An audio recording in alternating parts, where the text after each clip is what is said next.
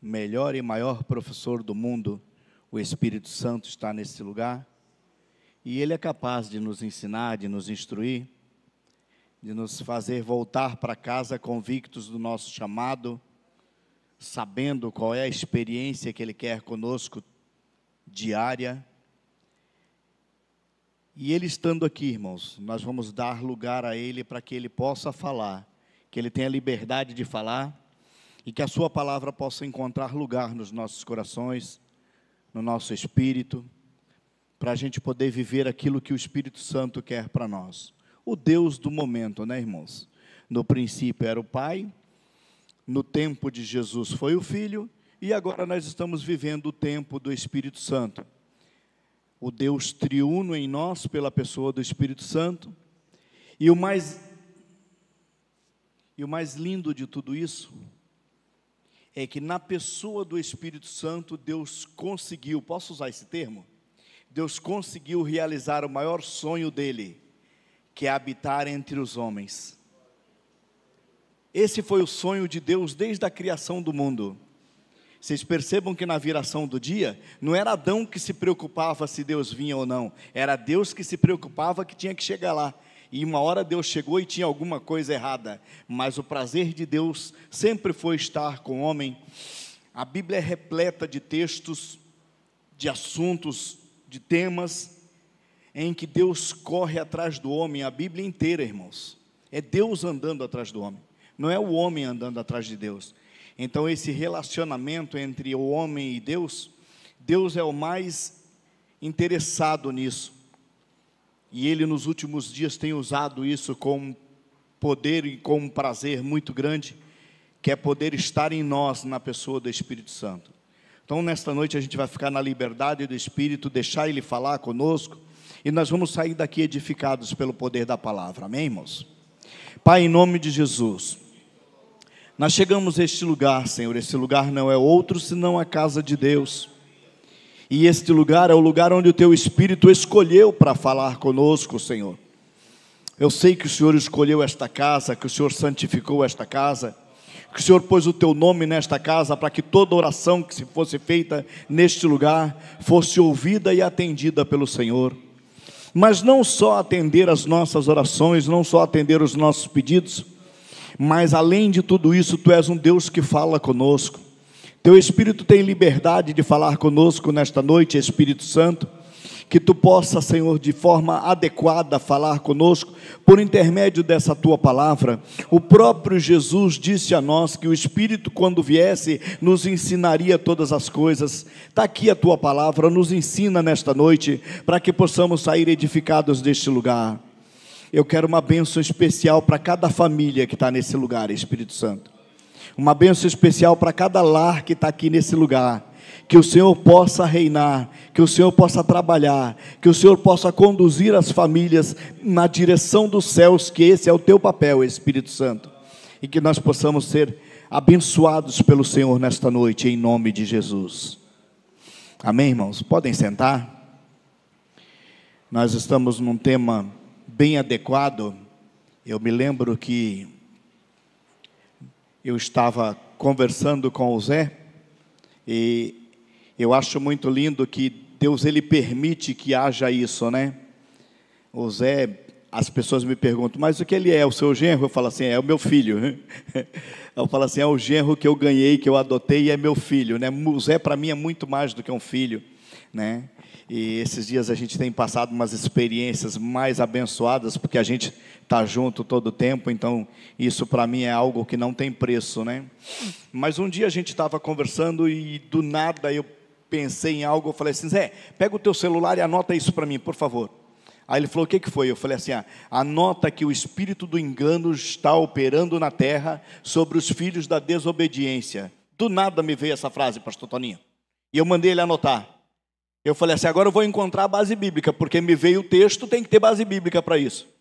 E quando eu encontrei as bases bíblicas, não é uma base, irmãos, é várias bases, só que eu nunca ouvi ninguém falar sobre o filho, sobre o espírito do engano, nunca. Mas o espírito do engano, irmãos, o inimigo liberou, prestem atenção, com a permissão de Deus, para os últimos dias, para trabalhar sobre os filhos da desobediência. O que é isso, os filhos da desobediência, irmãos? Se você procurar aí, vocês vão encontrar, num culto de ensino, as pessoas não vêm à igreja. Os irmãos não vêm à igreja. A igreja não precisa de ensino. Alguns acham que não precisa. São aqueles que, segundo o pastor, acho que o pastor Toninho, não sei quem foi que falou, que são os que estão se pastoreando. Foi o senhor, pastor Toninho, que falou? Não, quem foi? Foi o Onivaldo, isso. Quando eu falei no senhor, lembrei do Onivaldo. Eu falei, foi o Onivaldo. São aqueles que se pastoreiam, irmãos.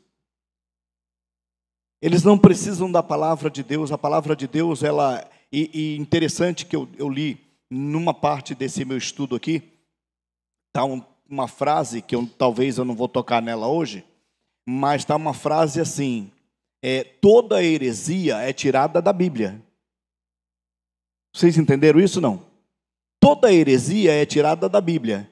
Todo engano é tirado da Bíblia. O que é isso, irmãos? Quando as pessoas entendem que Deus falou aquilo que Ele não falou. Mas na palavra dele diz assim. Não diz isso. Não é, irmãos? A palavra dele diz alguma coisa que está relacionada com outra coisa. Eu já expliquei isso. Vários textos da Bíblia, quando você vai entender o texto, não foi aquilo que disse. Por exemplo, Filipenses 4,19 diz: o meu Deus, segundo a sua riqueza e glória, suprirá cada uma das nossas necessidades. Está aí o texto, não está? O texto fora de contexto é isso: Deus vai suprir a minha necessidade. Mas dentro do contexto não é isso que o texto diz. Paulo escreveu isso aos filipenses, que Deus ia suprir cada uma das necessidades deles, porque eles estavam suprindo as necessidades de Paulo há muito tempo. E o Paulo falou assim: olha, o que vocês estão fazendo por mim, o meu Deus, segundo a sua riqueza e glória, vai suprir cada uma das vossas necessidades. Quando você isola o texto, ele fica fora de um contexto que adequa para nós, que é lindo, né, irmãos? Filipenses capítulo 4, versículo 13. Posso todas as coisas naquele que me fortalece. Lindo texto, né? O 12 ninguém conhece, né, irmãos?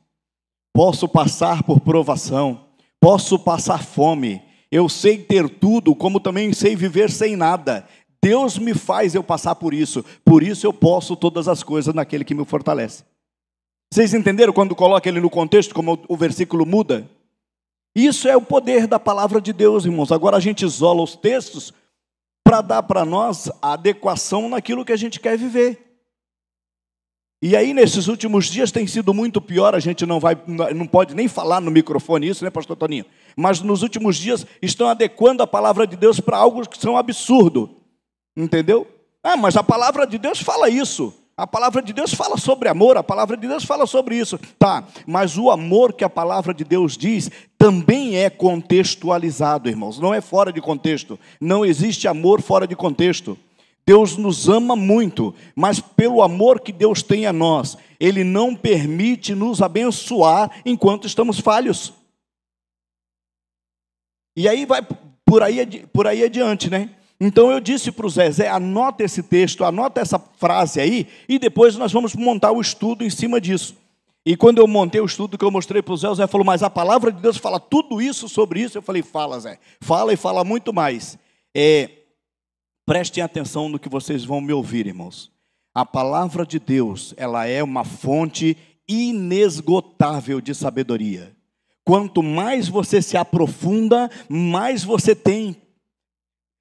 Por exemplo, você nunca chega ao fundo do poço, posso usar esse termo, não? Para quando você se aprofunda na palavra de Deus, quanto mais profundo você for, parece que a gente está ainda tem muita coisa para ir. Esse é o poder da palavra de Deus, né? Ela se renova a cada manhã. Então, a cada manhã tem coisa nova para nós, né? Um dia eu estava numa igreja, eu era diácono dessa igreja, e eu estava lá na porta, tomando conta da porta, e o pastor subiu, e ele falou assim, tiraram o texto, né? O pastor chegou e falou assim: vamos abrir as nossas Bíblias em 2 Pedro, capítulo 3, versículo 18. Aí eu pensei lá da porta, eu não preciso abrir, eu sei o que está escrito. Aí daqui, de onde ele estava, ele disse assim: e para você que acha que sabe o que está escrito, pode abrir que Deus tem coisa nova para você. Bem aqui, Fernandão. no meio da canela. E doeu, viu, Hudson? Doeu. Mas eu aprendi. Aprendi naquela noite algo que eu nunca tinha visto, eu nunca esqueci nisso, irmãos. Eu nunca vi. Graça e conhecimento. Aí ele explica naquela explicação dele, que a graça é o que você vê da árvore. Tudo que tem para fora da árvore que você vê é graça. Conhecimento são as raízes que seguram a árvore. Vocês entenderam ou não? Então o conhecimento é o que transborda a graça. Então a graça e o conhecimento trabalham junto. Um não vive sem o outro. E aí eu aprendi algo extraordinário daquele professor naquela noite. Eu fiquei maravilhado e eu guardo até hoje na minha mente e no meu coração. Como é o texto tema? Efésios capítulo 2, só para a gente ler o tema, que é o tema desse estudo, e depois a gente vai para o texto da noite. Os textos da noite, lógico, né? Efésios capítulo 2, do versículo 1 em diante.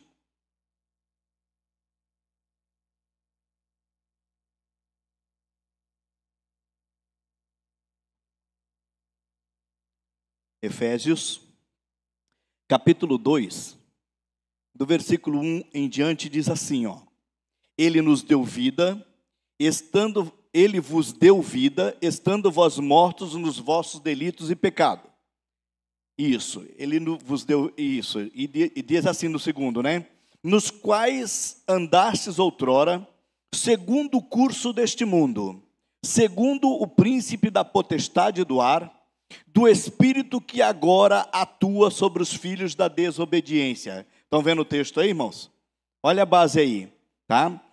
Nos quais andavas outrora, segundo o curso deste mundo, segundo o príncipe da potestade do ar, do espírito que agora atua sobre os filhos da desobediência, entre os quais todos nós andávamos outrora, segundo a inclinação da nossa própria carne, fazendo a vontade da carne e dos pensamentos. E éramos, por natureza, filhos da ira, como também os demais. Eu acho muito lindo o como começa o versículo 4, né? Essa expressão, mas Deus. Foi por causa de Deus. Não foi por nossa causa, foi por causa de Deus. Mas Deus, sendo rico em misericórdia, pelo seu muito amor que nos amou, estando nós mortos nos nossos delitos e pecado, Ele nos deu vida. E aí, irmãos, essa vida que nós temos, e aí esse texto é o texto base desse estudo, essa vida que nós temos, a Bíblia fala que é uma vida que tem que servir para a glorificação de Deus. Lembra quando Paulo usa um termo, não vivo mais eu, mas Cristo vive em mim? Por que o Paulo usa essa expressão, irmãos? Não vivo mais eu, mas Cristo vive em mim. E ele diz assim, a vida que eu agora levo, eu levo-a na fé do Filho de Deus. Por exemplo, ele dedicou a vida dele a Deus, porque ele entendia que a vida dele não tinha valor algum. E ele passa agora, eu acho muito lindo um tempo desse, nós estávamos lendo sobre as dificuldades que Paulo passa, de naufrágios, de luta, de sofrimento, de batalhas, e a maneira com que Paulo se expressa na Bíblia, de todo o sofrimento que ele teve, e ele, na hora que ele chega no ápice do sofrimento dele, ele diz assim, eu já estou pronto. Para Filipenses ele fala isso, em 2 Timóteo ele completa, mas ele diz assim, eu já estou pronto para ser oferecido por vocês. Interessante, irmãos, oferecido por vocês? Oferecido por vocês foi Jesus. Mas presta atenção no que ele disse, irmãos.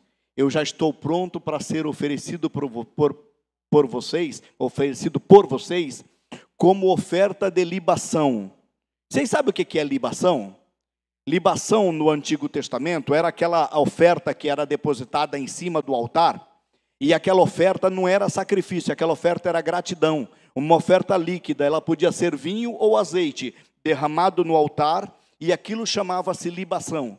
Então Paulo fala, eu já estou pronto para ser oferecido a vocês por libação. Uma outra versão nossa diz aspersão do sacrifício. A aspersão do sacrifício era aquilo que o sacerdote fazia, glorificando a Deus no altar. Então Paulo fala assim: o sacrifício nosso na cruz foi Cristo. Então eu não sou oferecido por sacrifício, eu sou uma oferta a Deus de gratidão por vocês. E eu me congratulo com vocês pela oportunidade que eu tenho de fazer isso. Então, quando a gente entende o que a nossa vida é e o que a gente representa para Deus, porque nós, presta atenção, irmãos, nós representamos para Deus muito mais do que achamos que representamos. Vocês entendem, não? Nós somos muito mais importantes para Deus do que nós achamos que somos. Um dia eu vi uma das pregações mais erradas que eu já vi na vida.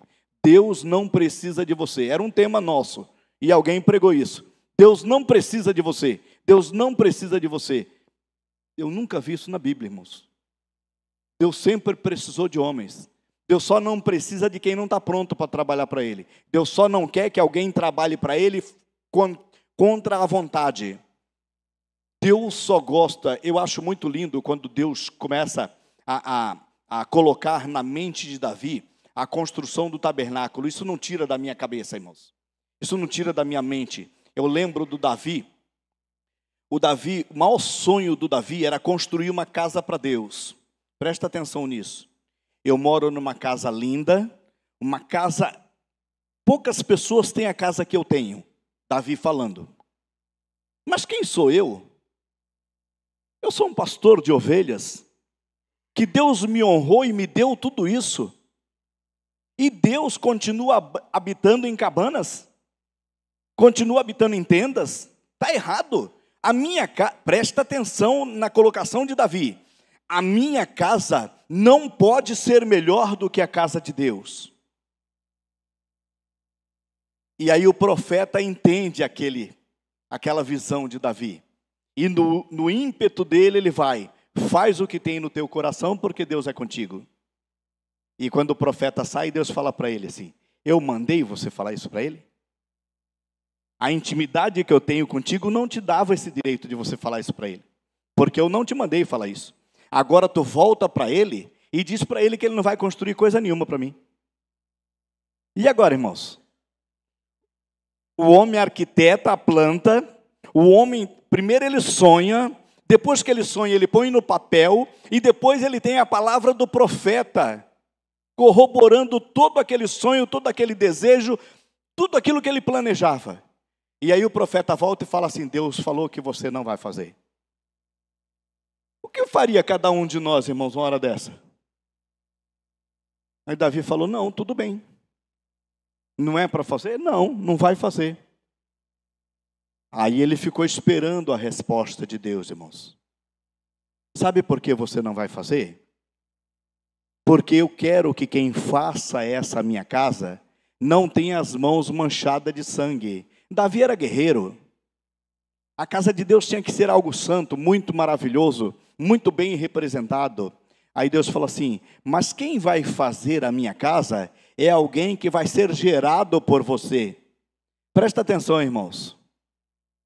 Deus deu além, vocês nunca ouviram isso, né? Mas Deus deu muito além para o Davi do que se ele tivesse construído a casa. Porque na construção da casa, Deus deu a cura para Davi. Cura emocional, cura física, cura sentimental, perdão do seu pecado. Por quê? Porque Deus dá para ele o menino que viria das suas entranhas, segundo Deus, que é o menino Salomão, que foi gerado por Davi e Batseba, que era a mulher de Urias que o Davi matou. E o Davi adulterou com ela e depois matou o marido e ficou naquela confusão todinha. Davi se arrependeu.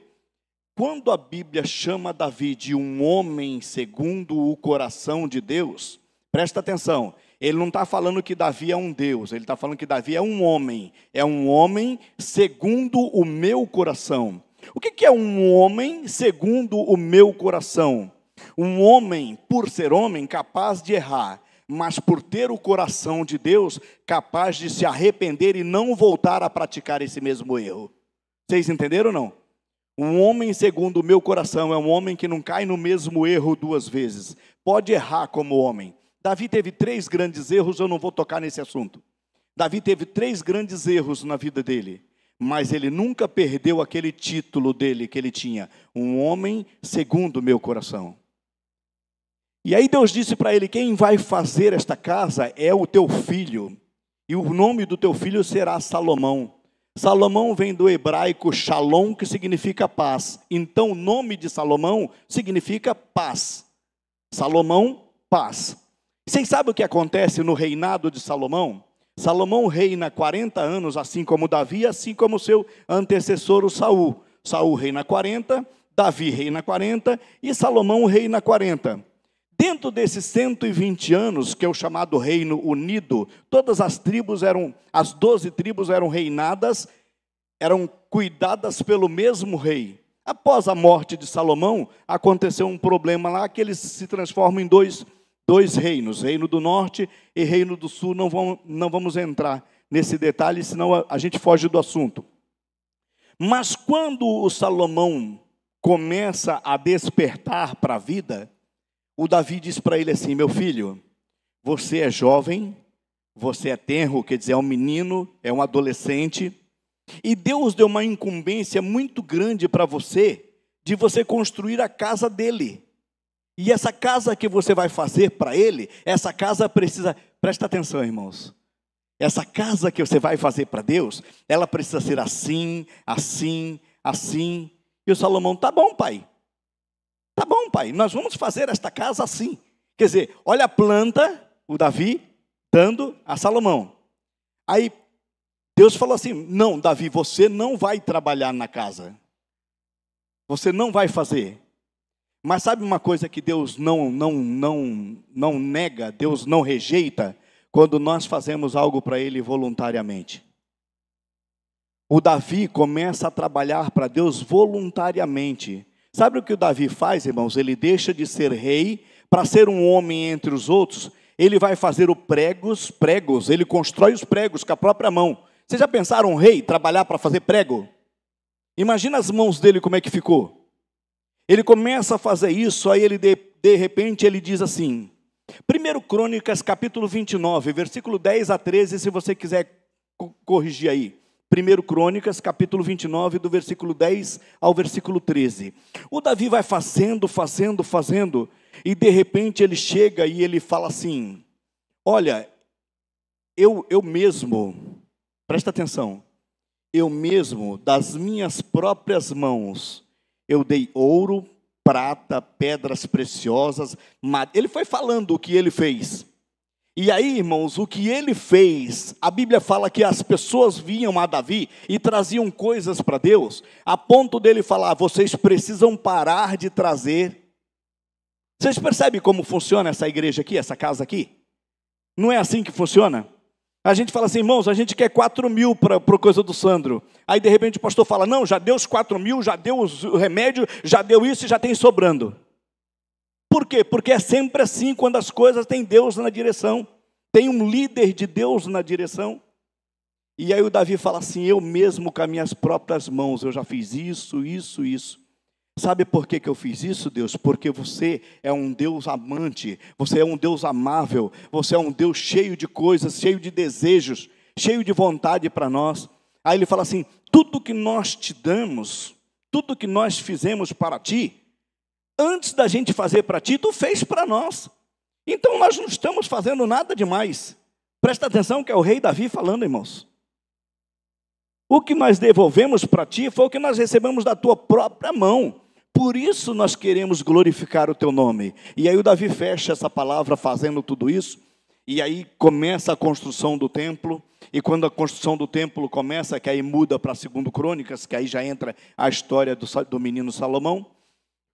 O templo é construído, e é construído de uma forma tão linda, e é construído segundo a mesma planta do tabernáculo, é dentro de uma colocação muito linda, dentro de um querer de Deus, tudo muito lindo, tudo era exatamente como Deus havia dado a Davi. A planta que Deus havia dado a Davi, a planta que Davi tinha sonhado, tudo era exatamente igual. E aí, de repente, na hora de consagrar a casa, o Salomão vai consagrar. 2 Crônicas, capítulo 6. O Salomão ora. 2 Crônicas, capítulo 7, Deus responde. E interessante que Deus vai respondendo cada detalhe da oração de Salomão. Parece que Deus ia anotando a oração dele, para depois falar, sobre aquilo que você falou para mim, filho, a resposta é essa, essa, essa. Aquilo outro que você respondeu, aí que você falou, a resposta é essa. Lê 2 Crônicas, capítulo 6, e depois tu lê o capítulo 7, para tu ver Deus respondendo detalhe por detalhe da oração de Salomão. Daí ele fala assim, sabe por que eu faço isso, filho? Porque foi eu que escolhi essa casa. Foi eu que consagrei essa casa. Foi eu que coloquei o meu nome nessa casa. Para que toda oração que se faça nesse lugar seja ouvida por mim. Eu vou estar no céu. E o Salomão falava exatamente para Deus, Deus, eu sei que tu não habita em templo feito por mãos de homens, mas nós fizemos essa casa para ti. E de onde tu está aí do céu? Tu vai ouvir a nossa oração nesse lugar e tu vai responder?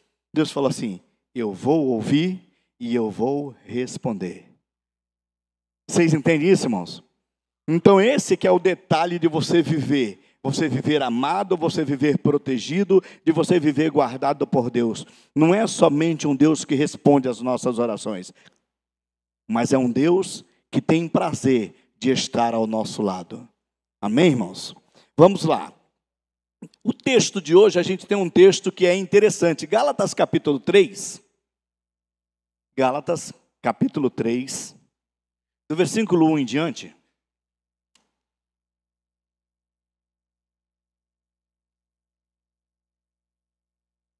Presta atenção, vê se os meninos vão encontrar essa eu esqueci de guardar aqui, que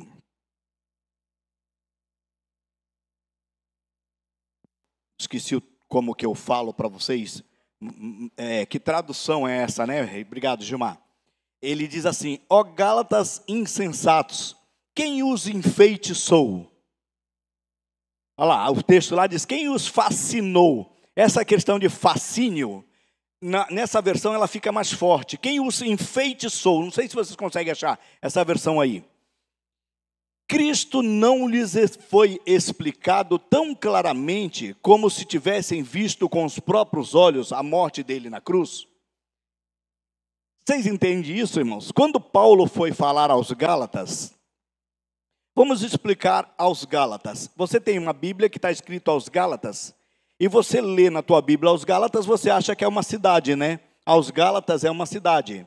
Mas a Galácia não era uma cidade, era uma região. Era uma região composta de 4 cidades. Entendeu? Então, tanto a carta aos Efésios como a carta aos Gálatas não foi escrita para uma localidade somente. A carta aos Gálatas foi escrita para Icônio, Listra, Derbe e Antioquia da Pisídia. Por que eu falei Antioquia da Pisídia? Porque Antioquia da Pisídia ficava lá na Galácia. E Antioquia da Síria ficava aqui, ao norte de Jerusalém, na Síria. Tá? Bem na saída de Jerusalém. Então tinha Antioquia da Síria e Antioquia da Pisídia, que estava lá em cima. Essa Antioquia da Pisídia recebe essa carta, chamada aos Gálatas. Então é um grupo de 4 cidades em que receberam essa carta de Paulo. E Paulo diz para ele assim, ó Gálatas insensatos. O que são insensatos, irmãos? São loucos. Olha lá, acharam a versão, né? Obrigado, menino. Vocês estão sensatos, vocês são extraordinários. Tá? Ó Gálatas insensatos, quem os enfeitiçou? Né? Parece que veio um feitiço sobre vocês, porque estão conseguindo enganar vocês. Presta atenção nesse detalhe, irmãos. Jesus Cristo não lhes foi explicado tão claramente como se tivesse visto com os próprios olhos a morte dele na cruz. Vejam com que detalhes, né? Com que riqueza de detalhes o Paulo falou sobre a morte de Jesus. Com que riqueza de detalhes o Paulo explica para eles sobre o momento. Ixi, agora apagou tudo aqui. Em que momento que o Paulo explica para eles sobre a vida deles que eles teriam? A vida que eles teriam em Cristo, que tipo de vida que o Paulo estava apresentando para eles?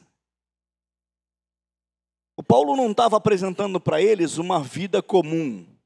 O Paulo não estava apresentando para eles uma vida especial. O Paulo estava apresentando para eles uma vida eterna. Vocês entenderam, irmãos? Aí ele fala assim, vocês são loucos, vocês são insensatos. Vocês não viram que eu apresentei para vocês Jesus Cristo de forma que vocês, como se vocês tivessem visto a morte dele na cruz?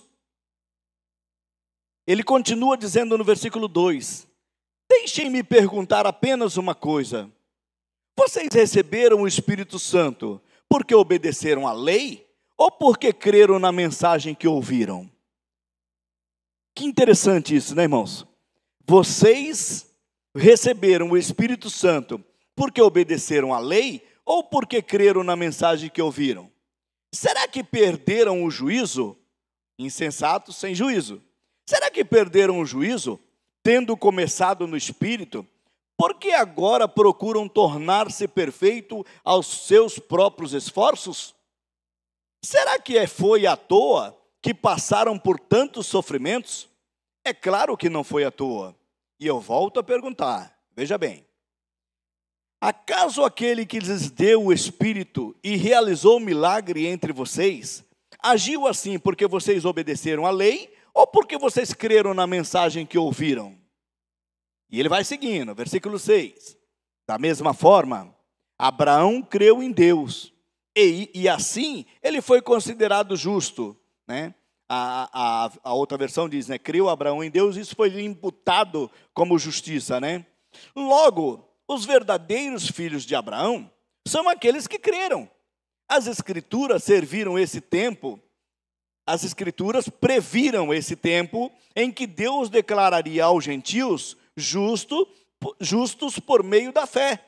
Ele anunciou essas boas novas a Abraão há muito tempo, quando disse: todas as nações da terra serão abençoadas por seu intermédio. Vocês entenderam, irmãos? Todas as nações da terra. Eu acho que é Gênesis 12, versículo 3, se não me falha a memória. Todas as nações da terra serão abençoadas por seu intermédio. Portanto, todos os que creem participam da mesma bênção que Abraão recebeu por crer. Contudo, os que confiam na lei para serem declarados justos estão sob maldição. Pois as Escrituras dizem: maldito quem não se mantiver obediente a tudo o que está escrito no livro da lei. É evidente, portanto, que ninguém pode ser declarado justo diante de Deus pela lei, pois as Escrituras dizem: o justo viverá pela fé. O justo viverá pela fé. A lei, porém, não está baseada na fé, pois diz: quem obedece à lei viverá por ela. E aí vem o texto que eu acho lindo de Gálatas, né, irmãos? Mas Cristo nos resgatou da maldição pronunciada pela lei, tomando sobre si a maldição por nossas ofensas, pois dizes as Escrituras: maldito aquele que for pendurado no madeiro. Por meio de Jesus Cristo, os gentios foram abençoados com a mesma bênção de Abraão, para receberem pela fé o Espírito prometido. Vocês percebem porque que eu disse para vocês no início da nossa lição como a gente tem que amar e como a gente tem que obedecer o Espírito Santo? Porque pela fé, aquela fé de Abraão, aquela palavra que Deus declarou para ele, que sobre aquele juramento, sobre aquela aliança que ele tinha feito com Deus, Deus falou para ele assim: por causa dessa tua atitude, Abraão, eu estou abençoando todas as famílias da terra por tua causa. Perceberam ou não? Em ti serão benditas todas as famílias da terra. E essa bênção nos alcançou. Paulo está falando para os Gálatas, mas elas vêm até hoje para nós nisso. Percebam que Paulo, ele ficou meio preocupado com a maneira que os Gálatas estavam querendo viver um evangelho. Por quê, irmãos? Porque alguém tinha entrado na igreja e começaram a mudar as palavras de Paulo. Alguém entrou no seio do povo e começou a mudar. Olha, quando vocês ouvirem isso, isso não é bem assim. Quando vocês ouvirem aquilo, aquilo não é bem assim. Ah, sabe aquele pregador que falou aquilo? Aquilo não tem nada a ver. Quantas vezes você já ouviu isso? Quantas vezes? Sabe o que é isso, irmãos? Isso é falta de aplicação nossa na palavra de Deus. Porque é só a gente perguntar para quem escreveu a Bíblia. Quem escreveu a Bíblia? Hã? Eu gosto de comentar sobre isso, Joel. A Bíblia é o único livro que quando você lê, o escritor está do teu lado. Quando você não entender o que está escrito, é só perguntar. Eu já disse isso para vocês, e se vocês quiserem fazer o teste, pode fazer, e depois vocês me falam se eu sou mentiroso ou não. Mas alguém já leu o livro de Ezequiel aqui? Quem já leu? Vocês entenderam alguma coisa do que leram ou não? Vocês poderiam dar uma lição? Poderiam dar um ensino sobre Ezequiel? Não. Por quê? Porque o livro, eu estou diante de Deus, eu posso falar, tá, irmãos? O livro é doido. O livro é sem pé e sem cabeça. O que o Ezequiel escreve é louco. E aí Deus fala para ele assim: Ezequiel, fica mais devagar um pouquinho, Ezequiel. Tu é filho de homem. Lembra, é a única pessoa na Bíblia que Deus chama de filho do homem. Por quê? O Ezequiel já estava se achando um Deus já. Desculpa a minha maneira de explicar, tá, irmãos? Só para você entender. Porque o Ezequiel, ele está aqui e de repente Deus pega ele em espírito e leva para lá. Nós estamos falando de Antigo Testamento, irmãos. Vocês imaginam um filho de sacerdote tirado do templo quando é criança e levado para um cativeiro? Não serviu no templo, não sabia nada de templo e de repente está lá no cativeiro. Ele vai morrer no cativeiro, alguém vai matar ele lá. Depois você vai saber dessa história. Mas antes disso, irmãos, o Ezequiel tinha um sonho. Ele nunca entrou no templo, ele nunca ofereceu um sacrifício, ele não conhecia nada do templo. Capítulo 40 do livro dele, depois que ele passa por aquela história do Vale dos Ossos Secos, no capítulo 37, no capítulo 40, Deus pega ele em espírito e leva ele no templo. Depois você lê, irmãos, para você ver que coisa interessante. É doido demais, Alçoíris, isso. Deus leva ele lá no templo. E ele começa a andar lá no templo. Eu andei no templo. E eu comecei a ver o limiar do templo. Eu vi a parede do templo. Eu vi as mesas que eram construídas. Eu vi a sala fulana. Eu vi a sala Beltrana. Ele ia andando pelo templo. Em espírito, ele está lá. E eu comecei a ver isso. Eu comecei a ver aquilo. Eu comecei a ver aquilo outro. Aí ele chega no capítulo 46, 47. Mas eu vi uma coisa que isso me chamou muita atenção, Deus. Eu comecei a ver um pequeno veio de água que saía do limiar do templo. Você sabe o que é o limiar do templo, irmãos? A água saía daqui, ó.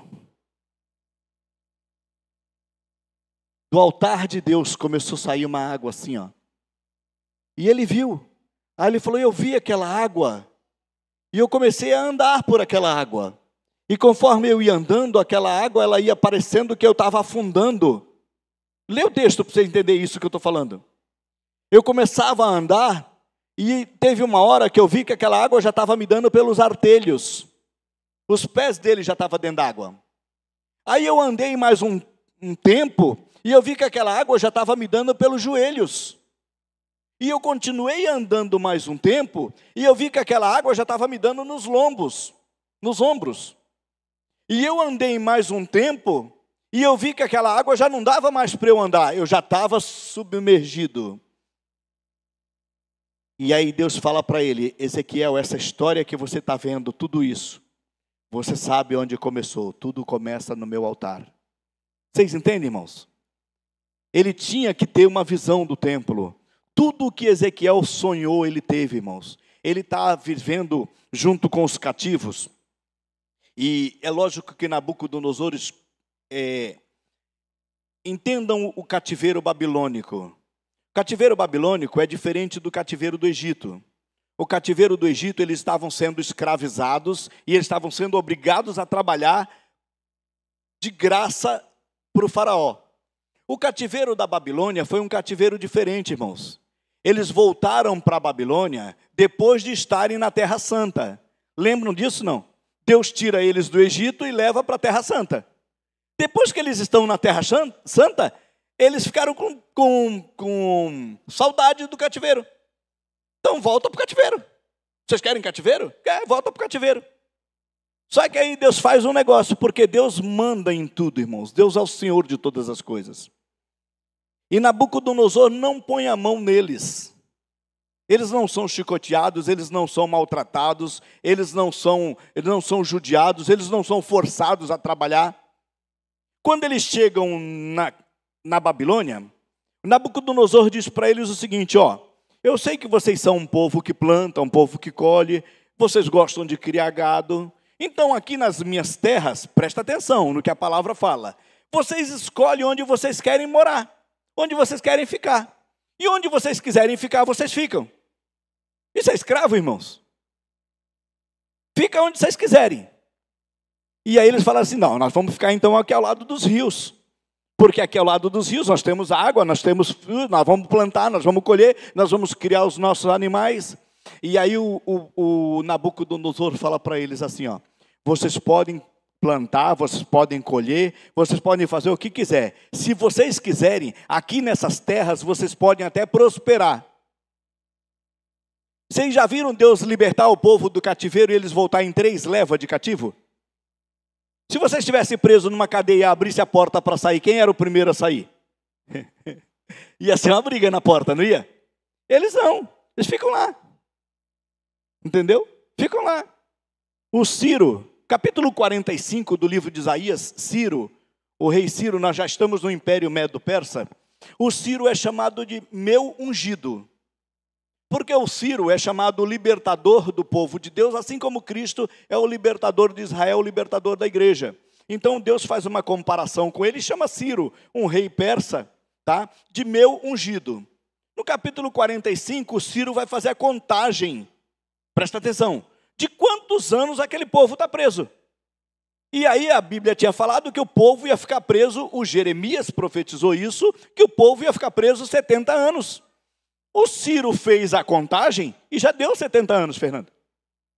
E o que vocês estão fazendo aqui? O tempo de vocês já deu aqui. Entendeu? Volta para a terra de vocês. Vão construir o templo de vocês, vão fazer as casas de vocês, vão viver para lá. E aí o povo sai bem assim, ó. Por quê? Porque o povo tinha terra, o povo tinha gado, o povo tinha as coisas que eles vão largar tudo agora para voltar para a nossa terra. Nós acostumamos, presta atenção, irmãos.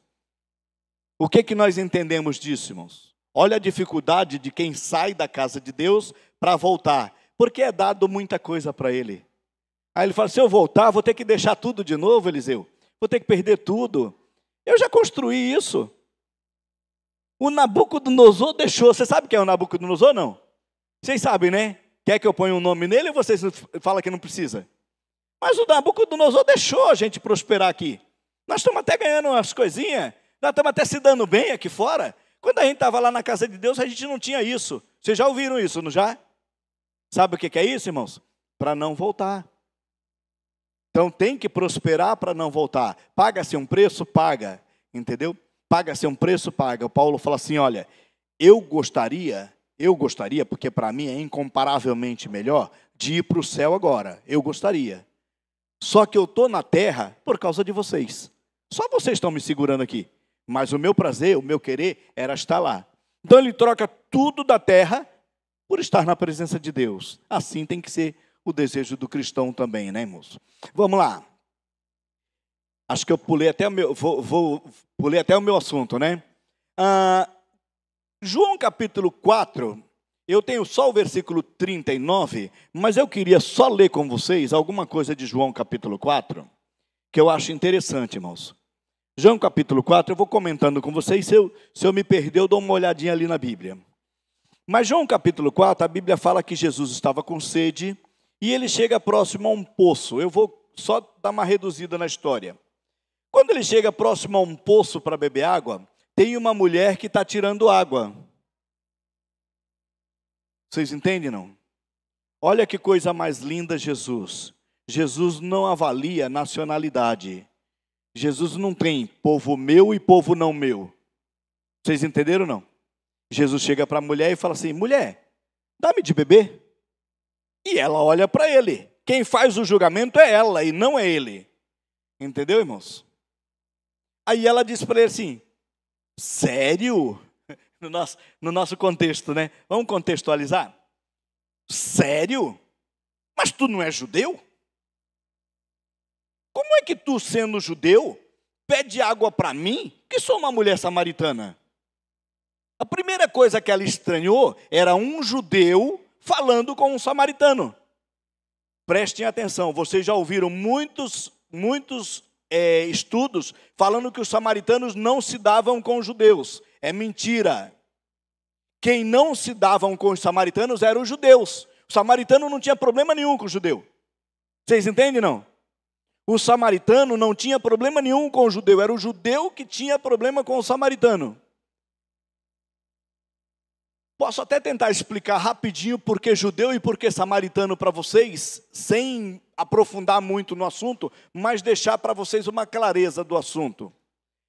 As tribos do norte, quando elas foram levadas cativo, vamos entender primeiro. Judá, Jerusalém, presta atenção, Jerusalém, capital do reino do sul. Samaria, capital do reino do norte. Então nós estamos falando de povo judeu ou não? Vocês estão entendendo, né? Vamos para o princípio. Jerusalém, capital do reino do sul.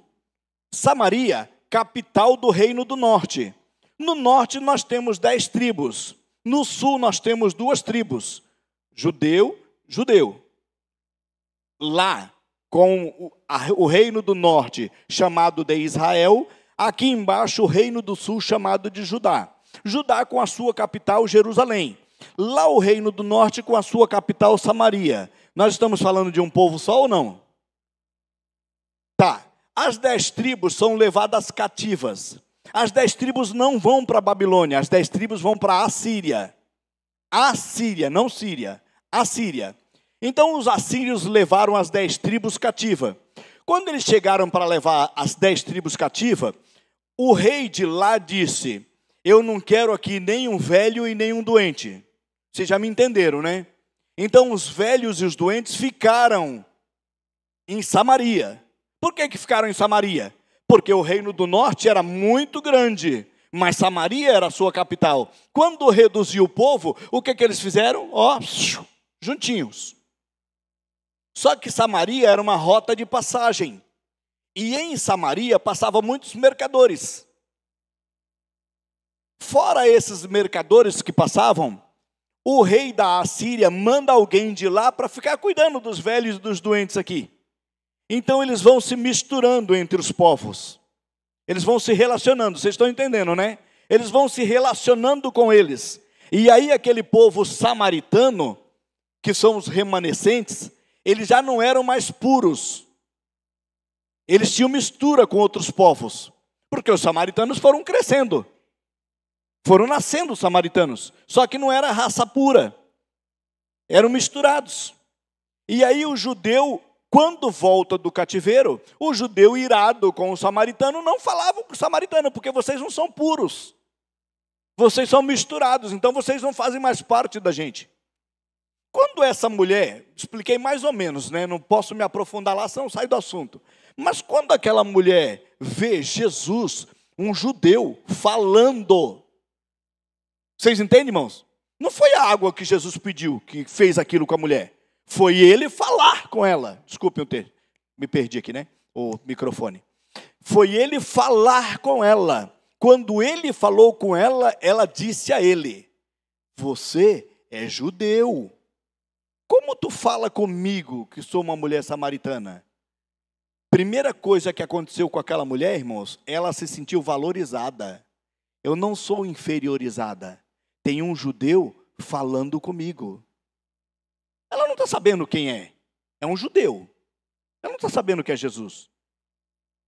E Jesus fala assim: mulher, se tu soubesse quem fala contigo, tu que pediria água para ele, e ele te daria uma água que formaria uma fonte em você que ia jorrar o resto da vida.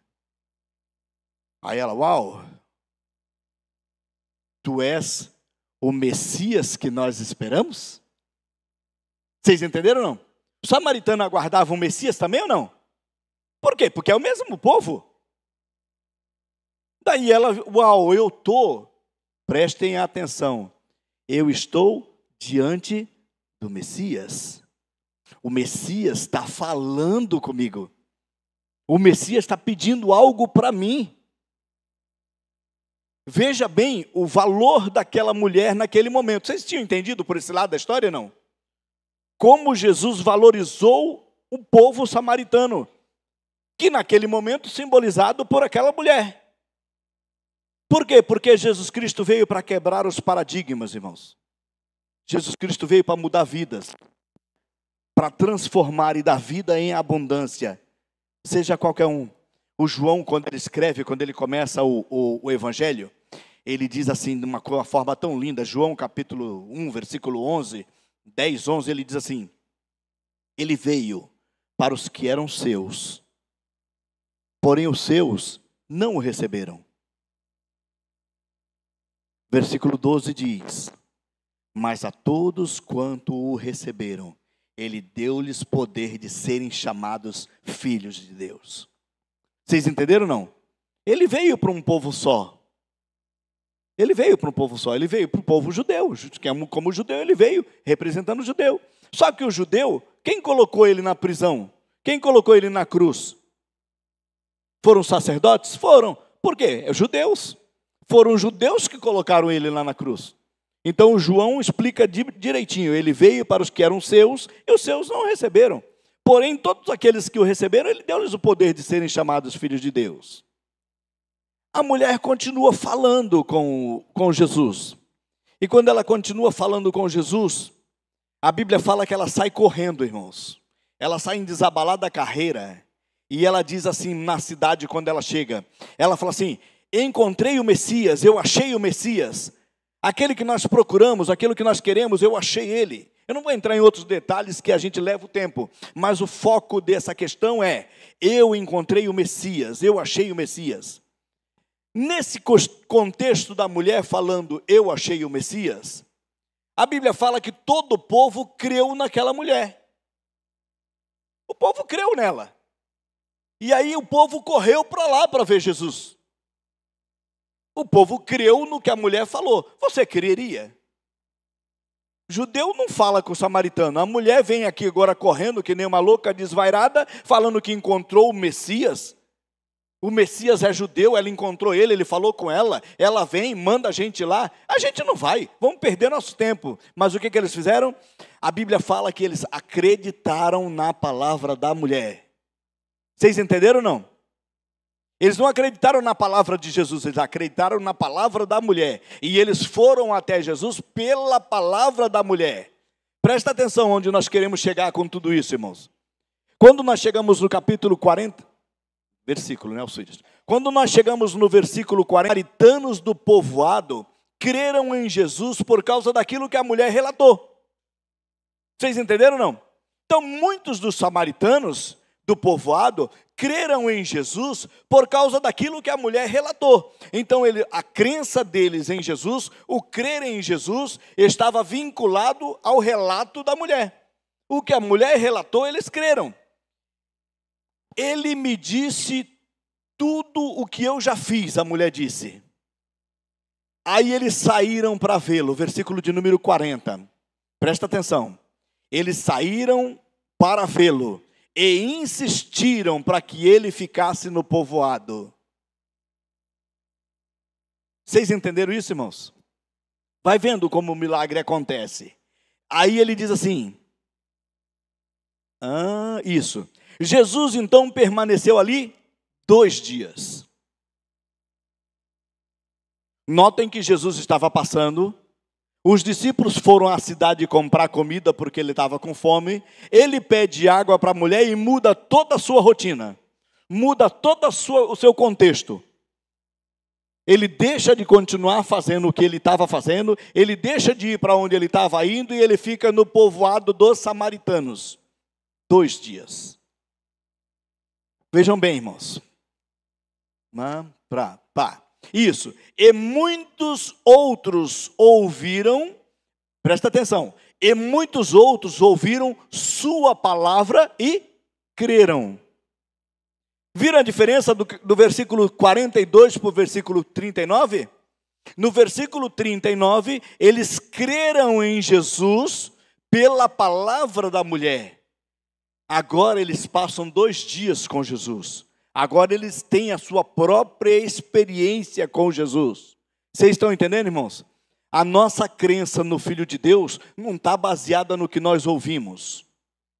Está baseada no que nós vivemos. Vocês entendem, não? Eu creio em Jesus pelas experiências que eu tenho com Ele, e não por aquilo que me falaram dele. Prestem atenção. O que me falaram dele, que me fez vir a Ele. Vocês entenderam? A gente precisa saber que só vim a Jesus porque alguém me falou dele, correto? Mas quando eu cheguei a Jesus, eu não fiquei esperando que a pessoa que me trouxe a Jesus me explique tudo a respeito dele. Eu posso perguntar para ele, Hudson, e ele vai me responder. Ele vai me esclarecer, irmã Cida. Ele vai tirar as minhas dúvidas. Então muitos passaram a crer em Jesus pela sua palavra. E aí disseram então para a mulher, presta atenção, versículo 42. Então disseram à mulher, agora nós cremos, não apenas por causa do que você nos contou, mas porque nós mesmos o ouvimos, e agora nós sabemos que Ele é, de fato, o Salvador do mundo. Vocês entenderam, irmãos? Enquanto nós não tivermos a nossa própria experiência com Ele, enquanto nós não tivermos a nossa própria vida com Ele, nós vamos ser enganados, porque as pessoas podem nos levar aqui e ali. Prestem atenção, as pessoas podem nos levar aqui e ali, mas lá só Ele leva. Vocês entenderam ou não? As pessoas podem nos levar em qualquer lugar, mas lá só Ele leva. Então é essa experiência que nós temos com Ele que nos muda o nosso interior a ponto de nós não sermos enganados. Vocês perceberam como Paulo começa nessa nossa lição de hoje, falando sobre uma região que tinha começado a ouvir sobre Jesus, tinha tido experiência com Jesus, mas em certo ponto da sua vida se perdeu. E você pensando aí agora, você vai ver que você conhece alguém que fez isso. No meio da caminhada, em algum ponto da sua caminhada, se perdeu. Se perdeu por quê, irmãos? Porque ficou dando ouvido a espíritos enganadores. 2 ou 1 Timóteo, capítulo 4, versículo 13. Dá uma conferida no texto, mas 1 ou 2 Timóteo, capítulo 4, versículo 13. Eu acho que 1 Timóteo, capítulo 4, versículo 13. Nos últimos dias, muitos darão ouvidos a espíritos enganadores. Só confere o texto para você, por favor. Vamos lá. Em João 8, versículo 31, João 8, versículo 31, Jesus agora diz para o seu próprio povo, presta atenção, irmãos. No capítulo 4, mostra um relato dele falando com os samaritanos. Agora ele está falando com o próprio povo dele. Aí no capítulo 8, no versículo 31, Jesus disse aos judeus que creram nele. Presta atenção. Vocês são verdadeiramente meus discípulos, se permanecerem fiéis aos meus ensinamentos. Vocês estão entendendo ou não? Lá ele estava falando com os samaritanos, e passou 2 dias com eles, eles ouviram tudo o que ele falou, e creram nele por causa da sua palavra. Jesus agora está falando com os judeus. Vocês querem ser meus discípulos? Vocês podem ser meus discípulos, mas vocês só serão os meus discípulos se vocês forem fiéis aos meus ensinamentos. Se vocês ouvirem e colocarem em prática o que eu ensino para vocês, aí vocês são meus discípulos. Temos discípulos de Cristo nessa noite aqui? Temos? Amém, irmãos? Porque nós temos que colocar em prática aquilo que nós conhecemos dele. Eita, Jesus, o texto está aqui, irmãos, ó. O apóstolo Paulo escreveu na 1 Timóteo, capítulo 4, versículo 13, tá o texto aí, ó. A frase está aí, eu lembrei que ela estava no meio do ensino, está bem aí, ó. Que nos últimos tempos alguns abandonariam a fé, né? Alguma versão nossa fala apostatarão da fé, né? Abandonarão a fé e darão ouvidos a espíritos enganadores e a doutrina de demônios. Quando que vai acontecer isso? Nos últimos tempos. Estamos vivendo esses tempos ou não? Cuidado com o que você ouve. O Paulo diz assim: nos últimos tempos, alguns abandonarão a fé, darão ouvidos a espíritos enganadores e a doutrina de demônios. Oi? No 4:1, aqui é o versículo 13 que está falando isso. É o 4:1 que fala? Por que o versículo 13 está? Então é o versículo 1, não o versículo 13. Isso. 1 Timóteo capítulo 4, versículo 1, né, Gilmar? Isso, está lá, isso. Versículo 1. Obrigado, Gilmar, por corrigir aqui. Então, o texto colocou um 3 ali que eu não vi e acabei passando por isso. Mas se você ler 1 Timóteo capítulo 3, presta atenção nisso. 1 Timóteo capítulo 3, 1 Timóteo capítulo 4 e 2 Timóteo capítulo 3 vai tratar desse mesmo assunto. Por isso que a gente se embaralha um pouquinho, porque é muito assunto nas cartas a Timóteo. Uma das cartas a Timóteo, a primeira carta a Timóteo, ele escreve para ele, como pastor. E a segunda carta que ele escreve para Timóteo é ele para falar para a sua igreja. Então a primeira é para ele, a segunda é para a sua igreja. Vocês entendem, não? Capítulo 4, acho que versículo 12 em diante, acho que eu me perdi por causa disso, né? Capítulo 4, versículo 12 em diante, ele vai dizer, vê se confere esse texto, se é isso mesmo. Ele vai falar assim, você tem que ser forte naquilo que você aprendeu. Tá? Você tem que cuidar de tudo que você aprendeu. Você tem que se desenvolver naquilo que você aprendeu. Você tem que ensinar às pessoas aquilo que você aprendeu. Acho que é versículo 16 que ele vai falar: se você tomar cuidado da sã doutrina e ensinar as pessoas da maneira que você aprendeu, não somente você vai se salvar, mas você vai salvar também aqueles que te ouvem. É isso que está escrito? Isso, então. Por que o Paulo diz isso para o Timóteo? O Timóteo era um menino, entendeu? Paulo leva esse menino, e esse menino é muito lindo. Lembra da Galácia que eu falei para vocês agora, não? Lembra? O Timóteo é natural de Listra, o Timóteo nasceu em Listra. Na primeira viagem missionária, o Paulo ganha ele para Jesus. Quando Paulo volta, pega esse menino e leva ele de volta. Nunca mais o Paulo abandona esse menino. E a Bíblia fala que ele era bem amado, ele era bem quisto, tanto em Listra como em Derbe também, ele andava tudo. Naquelas cidades o Timóteo era conhecido como menino de Deus. Sabe por que o Timóteo era conhecido pelo menino de Deus? Ele foi criado pela sua mãe e pela sua avó. Não é falado sobre o pai de Timóteo. Mas a Bíblia fala que a mãe e a avó instruíram ele nas escrituras, a ponto daquele menino ser amado, ser desejado por todos, e o Paulo abraçar aquele menino, desculpa o termo abraçar, mas o Paulo pegar aquele menino e levar ele para a viagem missionária, para depois empossar ele. Sabe onde o Timóteo vai ser pastor? Timóteo vai ser pastor da igreja de Éfeso. Timóteo vai cuidar da igreja de Éfeso para Paulo. Entendeu, irmãos? O Tito, que é um outro companheiro de viagem de Paulo, Paulo vai dar Creta para ele lá embaixo. Creta na Grécia. Éfeso ficava na Ásia, região da Ásia. Então, tudo aquilo que o Paulo fez, irmãos, com esses meninos, era porque esses meninos se aplicavam na palavra de Deus. Não só se aplicavam para ensinar, mas o Paulo fala assim, você tem que tomar cuidado com os seus deveres, né? Não despreze, agora eu peguei o texto, né, do versículo 12, não despreze a tua mocidade, mas seja exemplo. Exemplo de quem? Seja exemplo dos fiéis, no trato, na palavra, na fé, no amor, no conhecimento.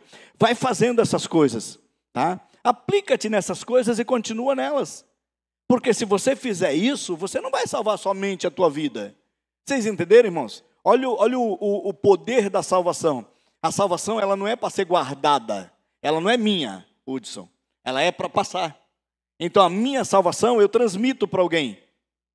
Entende? Acho que é 1 Timóteo? Acho que é 1 Timóteo? Não, 2 Timóteo. 2 Timóteo, no capítulo 2, o Paulo fala assim, o que da minha parte ouvistes, transmite também para homens fiéis e idôneos, para que esses transmitam a outros. Vocês percebem, não? Então é um poder desta palavra que vai passando de um para o outro, a ponto de aquela pessoa que ama a palavra tornar o outro amante da palavra, e o outro vai tornando-se amante da palavra e vai instruindo a outros, a outros, a outros. Depois desse outros tem umas reticências que chegou até nós, chegou até mim, chegou até você, e nós vamos instruindo a outros. Não para, o contexto não para, continua. Esse é o poder dessa grande palavra de Deus, né, irmãos? Infelizmente, muitas pessoas, por levarem em conta apenas os seus próprios interesses egoístas, têm dado ouvidos a Satanás, caindo no engano e tomando decisões importantes baseadas apenas naquilo que os seus olhos têm contemplado. Deixam de considerar o futuro e as suas consequências, que poderão ser acarretadas por causa das suas más escolhas. Quando eu estava no meu 2º ano de inglês, e eu nunca terminei, tá, irmãos? O meu inglês é péssimo, tá? Eu falo para as pessoas que em inglês eu não sou surdo, eu sou mudo. Vocês entendem? Olha o professor de inglês aqui, né? Mais ou menos? Mais professor de inglês do que qualquer coisa. É o professor de inglês ali. Então, eu não sou mudo, eu não sou surdo em inglês. As pessoas falam inglês comigo, eu entendo. O problema meu é falar. A palavra vem aqui. Sabe aquela propaganda da televisão, que a palavra chega e depois ela some? É bem assim. Mas quando eu estava no meu 2º ano de inglês, veio um livro para mim de Cambridge, e o livro veio escrito, e tinha 10 frases, que eram 10 frases que a gente tinha que não decorar, né? Mas estudar aquelas frases para poder entender. E uma daquelas frases, ela me chamou a atenção, porque a frase diz assim: We are the result of our choices.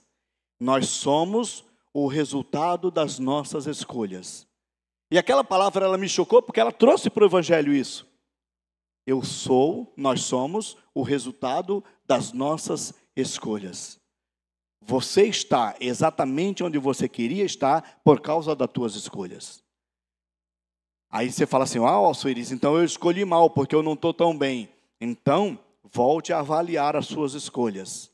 Por causa das más escolhas, as pessoas caem no engano e voltam. Voltam tranquilo, irmãos. Essa frase aqui, ela está dentro do contexto, como a gente está seguindo o estudo, ela está dentro do contexto da Eva. Lembra da Eva, não? Deus diz para Eva assim, para Eva e para o Adão. Está lá em cima, no estudo, nós passamos na lição passada, na reunião passada, na noite de ensino passado. Vocês podem comer de toda árvore que está no jardim. Somente dessas árvores que estão no meio do jardim, vocês não toquem. Uma delas é a árvore do conhecimento do bem e do mal. Deus falou: não toca nessa árvore. A Eva vai andar e a Eva chega exatamente onde? Na árvore que não podia tocar.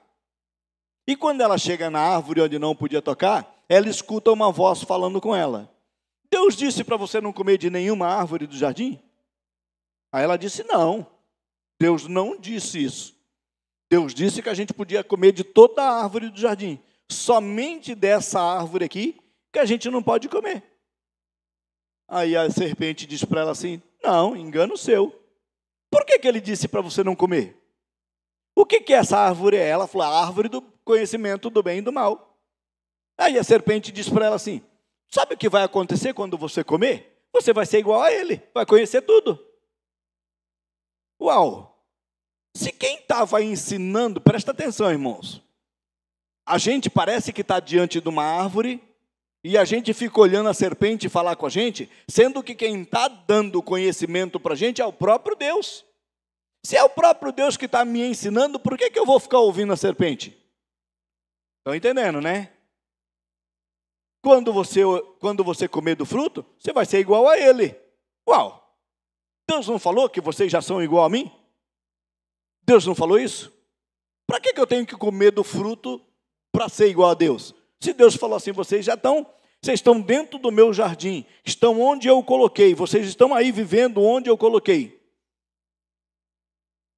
A Eva falou assim: mas se eu vou ser igual a ele, qual o problema de eu comer? E ela come. E vocês sabem o resultado disso, né, irmãos? Foram simplesmente expulsos do paraíso. Por quê? Porque ouviram a serpente ao invés de ouvir Deus. Por isso que nós falamos, infelizmente, as pessoas, por levarem em conta apenas os seus próprios interesses egoístas, dando ouvido a Satanás, caindo no engano e tomando decisões importantes baseadas naquilo que os seus olhos têm contemplado. Por exemplo, Deus falou, não faça isso, não faça isso, não faça aquilo. Eles obedeceram? Não. Quando o Satanás falou, pode fazer isso, eles fizeram. Por que não obedeceram a Deus e obedeceram ao Satanás? Vocês vão entendendo, irmãos? Eva olhou para o fruto e pensou apenas em si mesma. Agradava ao seu paladar, era atraente aos seus olhos e era desejável para lhe dar conhecimento. Entorpecida então pelo desejo de ser igual a Deus, ela comeu do fruto proibido e também deu ao seu marido. Uma decisão baseada na opinião de Satanás. Vocês entenderam ou não? Foi ou não foi? Uma decisão baseada na opinião de Satanás. Algo aparentemente simples e despretensioso, mas que representava o primeiro ato, presta atenção, irmãos, mas que representava o primeiro ato de desobediência de um ser humano e a entrada do pecado na terra, que quebrou a comunhão que eles tinham entre si e a comunhão que eles tinham com Deus. Aí continua assim dizendo, ouça a voz de Deus. Quero fechar com essa palavra para nós, irmãos. Vamos fechar agora. Ouça a voz de Deus e repreenda o espírito do engano que tem obscurecido a sua visão, fazendo que você faça coisas que desagradam a Deus e que trazem um enorme peso para a sua vida espiritual e para toda a sua família. Vocês entenderam, irmãos? As decisões que nós tomamos, elas não causam efeito positivo ou negativo somente na nossa vida, mas causam naqueles que estão ao nosso redor. Quando a gente fala em família, a gente está falando em família de casa e a gente está falando de família da igreja. As minhas decisões causam problemas para mim e para minha família. Então, quer viver bem, irmãos?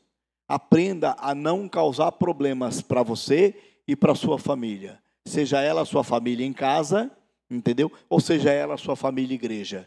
Mas aprenda a viver dessa maneira. Tá bom, irmãos? Deus nos abençoe. Eu queria agradecer a vocês por esse tempo precioso que nós passamos aqui.